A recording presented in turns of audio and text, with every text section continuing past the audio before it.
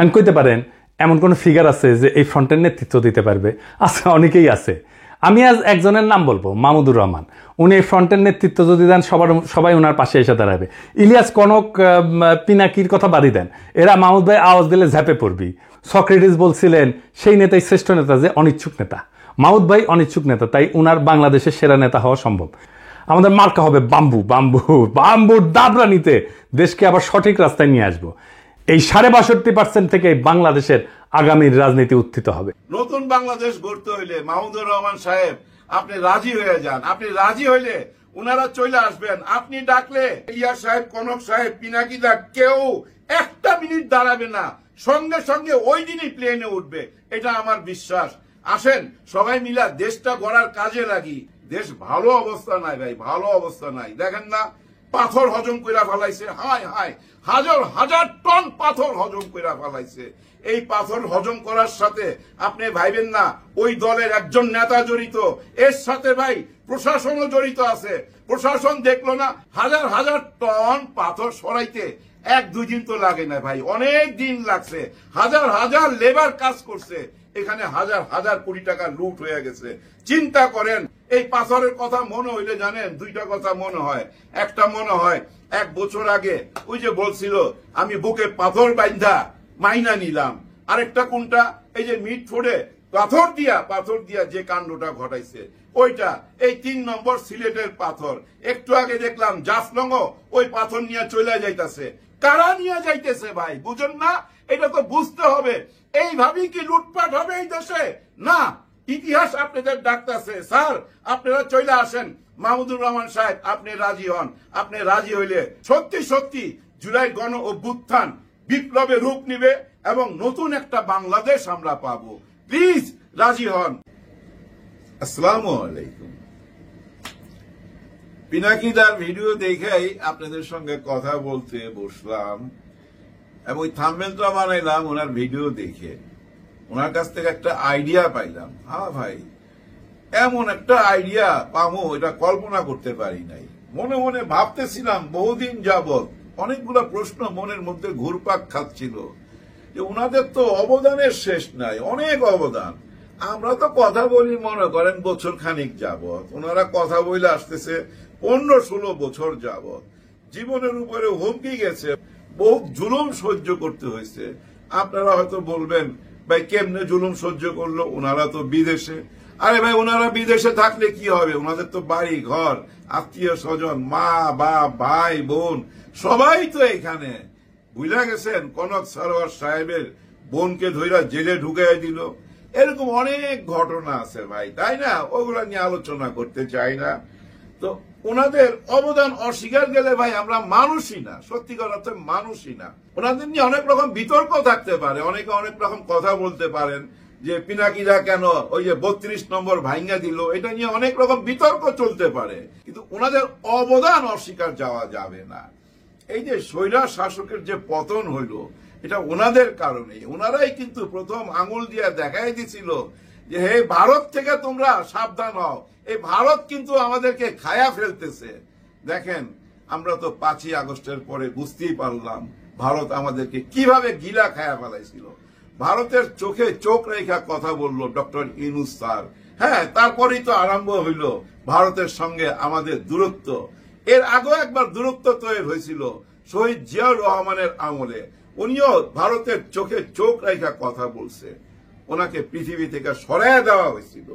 Doctor Yunus স্যারকে আল্লাহ রক্ষা করবেন, আমরা জনগণ আছি রক্ষা করবে, এবং ইনশাল্লাহ উনি যে পথটা দেখায় দিয়ে গেল, ওই যে চোখে চোখ রাখার কথাটা বলতেছি, এই পথটা কিন্তু আমাদেরকে অনেক আগে থেকেই চিনাই দিতেছিল, বারবার দেখাই দিতেছিল যে ওই পথটায় যায়ও না। হ্যাঁ, ইলিয়াস হোসেন সাহেব, কনক সারোয়ার সাহেব, পিনাকি ভট্টাচার্য, আরো অনেকে আছে, ওনারা বারবার বলতেছিল যে তোমরা এই পথটা যাও না, এই পথে গেলে ধরা খাবা। আমরা ওই পথে আর যাইতে চাই না, আমরা আমাদের দেশটাকে গড়তে চাই। কিন্তু এই মুহূর্তে কিভাবে দেশ গড়বেন?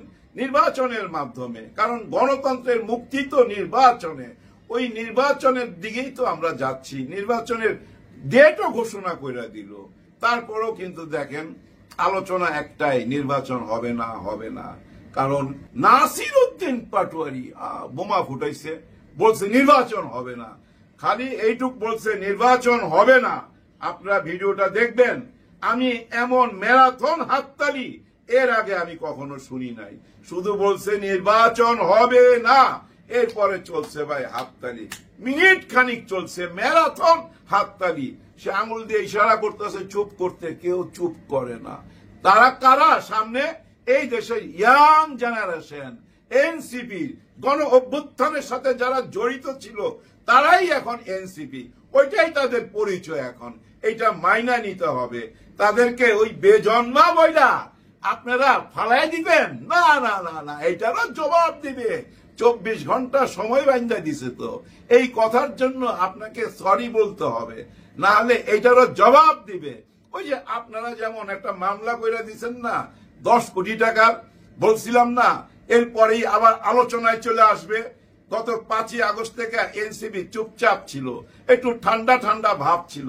এই মামলা আর এই বেজন্মা আর ওই যে জিপ কেটে দেওয়া হবে, এটা অবশ্য বলছে দাড়িপাল্লার ব্যাপারে, ওই জিপ কেটে এই সব কিছু মিলাইয়া আবার দেখেন এনসিপি, জামাতে ইসলাম, চরমনাই পীর সাহেব সবাই এক জায়গায় চলে আসলো। বুঝছেন? এবার এক জায়গায় চলে আসলো ভাই। এইটা ঠেকাইতে পারবেন না, এই জুটি ভাঙতে পারবেন না, এই জোট ভাঙা সম্ভব না। কিন্তু তারপরও বুঝছেন কেন জানি একটা অস্থিরতা চারিদিকে মনে হইতেছে কি জানেন? আমি গত 1 বছরের কথা বলি, এই এনসিপির এই ইয়াং নেতাদের ছাড়া, এরা এখন বেটা ছেলে মানে একদম ইয়াং, এদের ছাড়া মধ্য বয়সী ধরেন আপনার তারেক রহমান সাহেবের বয়সী নেতা খুব কম পাইছি। হ্যাঁ আছে ওই যে আন্দালি আছে, হ্যাঁ ওই যে আন্দালি পার্থ সাহেব আছে, কিন্তু তারপরও দেখেন পার্থ সাহেবেরও আবার একটু প্রবলেম আছে। কারণ কি, উনাকে মনে করে সবাই ওই টকশো নেতা, টকশোর মধ্যেই ঘোরাঘুরি। বুঝছেন? এর মধ্যে উনার ভাই শান্ত, তাকে নিয়ে অনেক কথা উঠছে। স্বৈরা শাসকের আমলে গত 16 বছর অনেক সুযোগ সুবিধা নিছে, ওইসব প্রশ্ন সামনে চলে আসছে। তার মানে কি একদম ক্লিন না, বুঝছেন?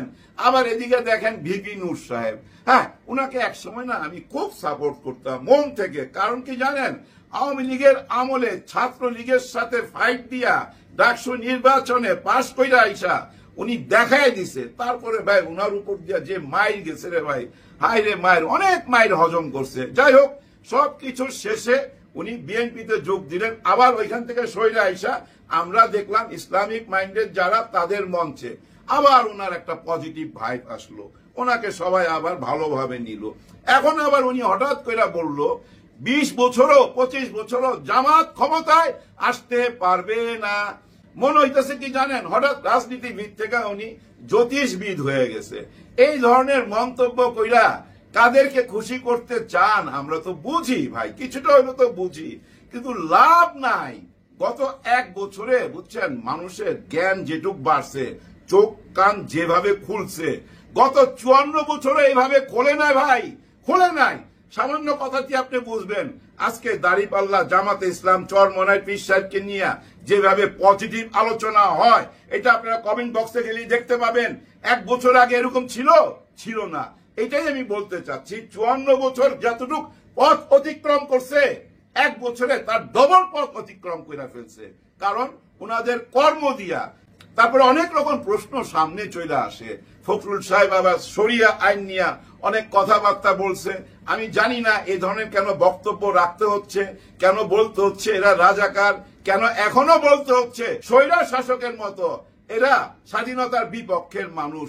এই ধরনের রাজনীতি এখন খাবে না, নতুন রাজনীতি আসতে হবে। যেই কথাটা বলতে চাচ্ছিলাম, থাম্বনেলে যাদের ছবি দিয়েছিলাম অনেকগুলো সুপারস্টারের ছবি। হ্যাঁ ভাই, জুলাই গণ অভ্যুত্থানের অরিজিনাল সুপারস্টার ভাই, বিদেশ থেকে যেভাবে যুদ্ধ চালায়া গেছে, যেভাবে আমাদেরকে উৎসাহ প্রেরণা দিয়ে গেছে, সেই তুলনায় আমরা ওনাদেরকে কি দিছি? কিছু দিতে পারছি? একদম না। ওনাদের মামলাগুলো আমরা খারিজ করতে পারি নাই। কত মামলা খারিজ হয়ে গেল ভাই। হ্যাঁ, গতকালকে দেখলাম একজনের 47টা মামলার আসামি ঘুরে বেড়াইতেছে বাইরে। তারা বুঝছেন 6 জন মানুষের চোখ উঠায় ফেলাইছিল, সেই আসামিও বাইরে ঘুরে বেড়াইতেছে। অথচ দেখেন ওনাদের মামলাগুলা, অদৃশ্য শক্তি ওনাদের মামলাগুলা ঝুলাইয়া রাখলো, ওনারা যেন আসতে না পারে। কিন্তু ওনাদের আসার দরকার আছে ভাই। বর্তমানে বাংলাদেশের অবস্থা যেটা, আপনারা তো ফেসবুকে গেলেই দেখতেছেন, আহাজারি মারামারি কাটাকাটি চলছেই ভাই। আবার এদিকে দেখেন নির্বাচন দিয়ে দিচ্ছে, স্যারে মালয়েশিয়া যায় পর্যন্ত বলছে যে আমি নির্বাচন দিয়ে আইছি, ফেব্রুয়ারি মাসের মাঝামাঝি নির্বাচন হবে, কিন্তু কেউ বিশ্বাস করতেছে না। ব্যাপারটা হয়েছে কি জানেন, ওই সাপ লুডু খেলার মতো, খেলতে খেলতে উপরে যায় সিঁড়ি দিয়া, আবার সাপের মুখে যায় ওই পাছা দিয়ে বাইরে নিচে নাই না যায়। এইটাই হইতে থাকবে। এই সাপ লুডুর খেলায় আপনাদেরকে নামায় দিছে ইউনূস স্যার। হ্যাঁ, উনার আর উপায় ছিল না যে ভাই তোরাই সাপ লুডু খেলা, দেখি কে পাশ করে আসতে পারস, নে নির্বাচন কর। কিন্তু নির্বাচন এখন হবে না। নির্বাচনের আগে আরো কিছু নতুন হিসাব নিকাশ আছে। ইতিহাস ডাকতেছে, দেশ মা ডাকতেছে। রাজনীতিবিদরাই তো দেশ চালাবে, তাই না? কিন্তু সৎ নেতা তো লাগবে আমাদের দেশে। যেমন আমাদের বিশ্বাস আছে ডাক্তার শফিকুর রহমান স্যারের উপর, তেমনি আরো নেতা তো লাগবে, যেমন নাহিদ ইসলাম, সার্জিস, হাসনাত আব্দুল্লাহ, নাসিরউদ্দিন পাটোয়ারি। এদের প্রতি আমাদের বিশ্বাস ভালোবাসা কেন? ওরা জুলাই গণ অভ্যুত্থানের সাথে ছিল। কিন্তু মাঝ বয়সী নেতা কোথায়? মাঝ বয়সী দেশপ্রেমিক লাগবে। পিনাকি ভট্টাচার্য একটা ইঙ্গিত দিছে, আপনারা ওনার ভিডিওটা দেখলেই বুঝতে পারবেন। ওনার এই ইঙ্গিতটা আমাকে আশার আলো জাগাইছে ভাই, আশার আলো জাগাইছে। মনে হইলো কি জানেন, নতুন একটা স্বপ্ন দেখা শুরু করলাম বোধহয় আবার। এটা হইতেই হবে। ঘটনা কি জানেন, উনি ওনার ভিডিওতে একটা ইঙ্গিত দিছে। ধরে নেন উনি একটা নিউ ফ্রন্ট তৈরি করতে চাচ্ছে বাংলাদেশের রাজনীতিতে। ফ্রন্ট মানে ধরে নেই আমরা একটা দল, সেই দলের প্রধানকে আমার দেশ পত্রিকার মাহমুদুর রহমান সাহেব। সত্যি ভাই, উনার মতো অনেস্ট নেতা পাওয়া খুব কঠিন। হ্যাঁ, উনাকে যারা আপনারা চিনেন জানেন, উনি কিন্তু একেবারেই আপোষহীন একটা মানুষ। দেখেন সবাই মুখে বলা বলি করে না যে বিএনপি ক্ষমতায় চলে যাবে, বিএনপি ক্ষমতায় যাচ্ছে। উনি কিন্তু বিএনপির মন্ত্রী ছিলেন একটা টাইমে। উনি তো ইচ্ছা করলে বিএনপির সাথে হাত মিলাইয়া আবার ক্ষমতায় যাইতে পারতেন। ক্ষমতার সঙ্গেই তো সবাই থাকতে চায়, কিন্তু না, উনি উনার নীতির জায়গায় একদম অটল। দেখেন উনাকে সামনে রাইখা ইলিয়াস হোসেন সাহেব, কনক সারোয়ার সাহেব এবং আমাদের পিনাকি দা যদি চইলা আসে, আরো অনেকেই চলে আসবে এই দেশের ভাই, অনেকেই চলে আসবে। রিটায়ার্ড আর্মি থেকেও অনেকে চলে আসবে। ওনারা এই 4-5 জন মানুষ যদি সরহদ্দি উর্দন একটা ডাক দেয়, তখনই বুঝতে পারবেন ভাই কত মানুষ আসে, উনাদের সঙ্গে কারা কারা থাকে। এই দেশের যত প্রতিষ্ঠিত রাজনীতি দল আছে, ওনাদের কাছ থেকেও অনেকে ছুইটা চলে আসবে এই নতুন ফ্রন্টে। যদি এটা হইতে পারে, হওয়ার দরকার ভাই। দেশের যে অবস্থা, আপনারা যদি এখন না আসেন তাহলে কি আপনাদেরকে ইতিহাস ক্ষমা করবে? ইতিহাস আপনাদেরকে ডাকতেছে ভাই, ইতিহাস ডাকতেছে দেশ গড়ার জন্য। আপনারা দেশে আসেন, ওই দূরে থাকবেন না। আপনাদের মামলা আছে তো, দেখা যাবে সে মামলা, আমরা জনগণ বুঝুন। আর যদি জেলে নিয়ে যায় যাবেন, মাহমুদুর রহমান সাহেব জেলে গেছে না বিদেশ থেকে আইসা? উনি তো পারতো জেলে না যাইতে, উনি কি সে চেষ্টা করছে? উনি জেলে গেছে, জেল খাটছে, বাইরে আসছে। আপনারা আসবেন, জেলে যাবেন, 2 মাস 1 মাস বা 1 সপ্তাহ থাকবেন, আবার আমরা জেল থেকে বাইর করে নিয়ে আসুন। কিন্তু এই টাইমে দেশের পাশে দাঁড়ান, মায়ের পাশে দাঁড়ান। মাই তো হলো দেশ। দেশের অবস্থা ভালো না স্যার। মাহমুদুর রহমান সাহেব হয়তো রাজি হবে না, পিনাকি দা এটা বলছে, কিন্তু আমি মনে করি উনি রাজি হবেন। দেশকে ভালোবাসলে রাজি হইতেই হবে। এই নতুন ফ্রন্টটা আসলে কি হইতে পারে এটা তো আপনারা বুঝে নিতেছেন। একেবারে ভাই সোনার সোহাগা হবে।